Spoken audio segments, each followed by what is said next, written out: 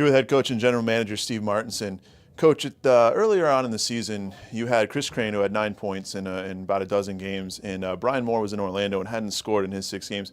How did you find Brian Moore and decide that there was something there that was worth trading for?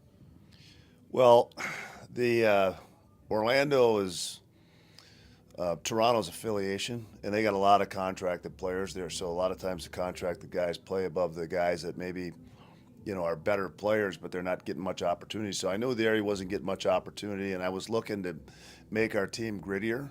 And his stats in junior, he was a guy that had scored, but also was hard to play against. And one of the things we were trying to do is make the team a little harder to play against. And obviously, he's scoring at a higher pace than he's scored in the past, but he's also playing with a couple of guys that move the puck pretty good with Hall and Costello. He's been with both those guys over the last month since he's red hot, but he's a history of being a top player, and I just don't think he was utilized right there. Be honest. Did you expect the level of production you've gotten out of him? No, I mean, but you look at it, it's over the last couple of years, guys that play left wing with Costello, and you look at Hansen, his production is up this year compared to last year in the regular season, but he's been playing with Costello most of the year.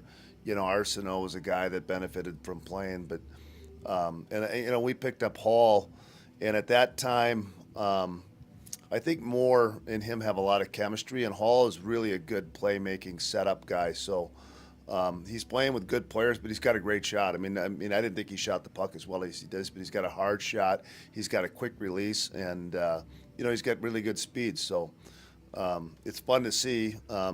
Hopefully he'll have a good game. It was a tough time to loan him right now with being so short, but it's a good opportunity. It was our affiliation, so he's going to be out of the lineup tonight. But it's that old cliche, but some of these guys got to start grabbing it.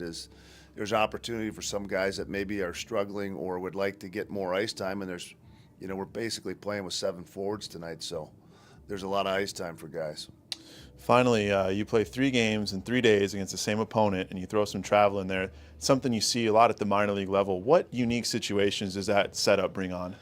Well, the best thing is it's the same for both teams. They get to go back tonight, though it's a little better for them tomorrow because they're traveling after the game, and we have to wait till the morning. But it's it's the same for both teams. And what you do if you start to get an edge, that adds up. And we looked at it as 9 periods, and you're playing, the first 6 we get last change. So, guys got to make sure they're out there ready to battle and play hard and get the better of the guy they're playing against.